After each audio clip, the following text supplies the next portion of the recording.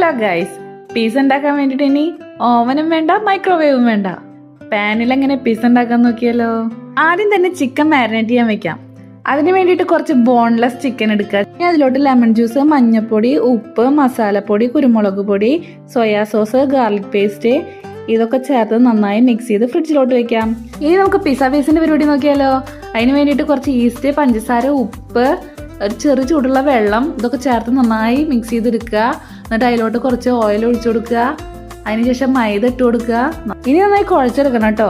അതിനുശേഷം ഒരു 4 മണിക്കൂർ ഇത് റെസ്റ്റ് ചെയ്യാൻ വെക്കുക. അപ്പം നല്ല വീർത്ത് കുട്ടപ്പനായിട്ട് വരും.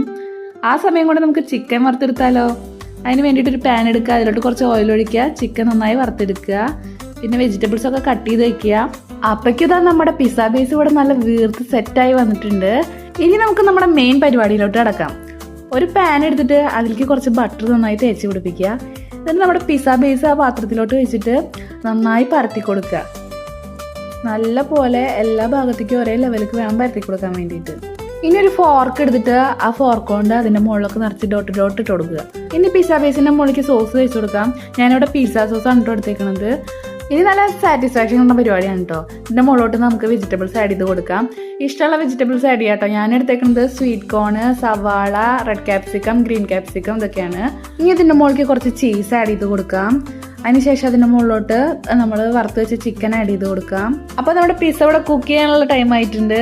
ഒരു 15 മിനിറ്റ് നല്ല സ്ലോ കുക്ക് ചെയ്തെടുക്കണം കേട്ടോ. ഏറ്റവും ലോ ഫ്ലെയിമിൽ ഇട്ടിട്ട് വേണം കുക്ക് ചെയ്യാനായിട്ട്, അല്ലെങ്കിൽ കരിഞ്ഞു പോവും.